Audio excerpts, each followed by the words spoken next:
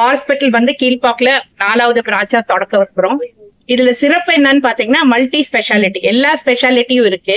ஆனா ஆர்எம்டியோட சிறப்பு பாத்தீங்கன்னா முதுமை தரது ஜீரியாட்ரிக் கேர், பாலியேட்டிவ் கேர் சிகிச்சை, அதாவது குணப்படுத்த முடியாத நோய்களுக்கு வலி நீக்கமும் ஆதரவும் கொடுக்கும்.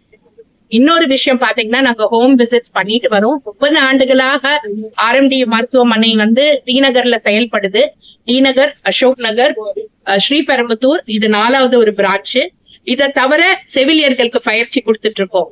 சோ இதுல சிறப்பு என்னன்னு பாத்தீங்கன்னா குணப்படுத்த முடியாத நோய்களுக்கு இங்கே வச்சு பராமரிக்கிறதும், அதுக்கு தகுந்த மல்டி ஸ்பெஷாலிட்டி அறுவை சிகிச்சை, கேன்சரோட ட்ரீட்மெண்ட் எல்லாம் கலந்து இருக்கிறது தான் இது. சோ இன்டெகிரேட்டட் ஹாஸ்பிட்டல்னு சொல்லுவோம். எல்லா மல்டி ஸ்பெஷாலிட்டியும் இருக்கு.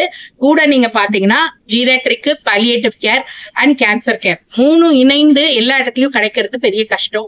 இப்ப இருக்கிற காலப்போக்கத்துல முதியோர்கள் அதிகமாறதும், குணப்படுத்த முடியாத நோய்களுக்கு சிகிச்சை இல்லாத பராமரிப்பு, கிரானிக் டிசீசஸ்க்கு பாத்தீங்கன்னா இந்த மாதிரி சிறப்பு மருத்துவமனை மிக மிக கம்மி.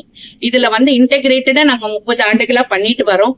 இது அடுத்த பிரான்ச்சா வருது. இந்த கிளைனால நிறைய பேர் பயன்படுவாங்க அப்படின்றது உறுதியாக நாங்க நம்புறோம்.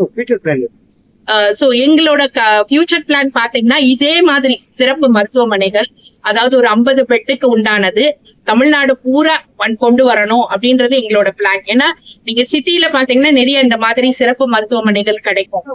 நான் சொன்ன மாதிரி முதியோர்களுக்கு இப்ப புது ஸ்பெஷாலிட்டி ஹாஸ்பிட்டல் மாதிரி எல்லாம் பண்றாங்க. ஆனா எல்லாம் இணைந்து பாலியேட்டிவ் கேர், புற்றுநோய் மற்றும் இந்த மாதிரி ஹோம் விசிட்ஸ் எல்லாம் கலந்து இருக்கிற மருத்துவமனைகள் கம்மி.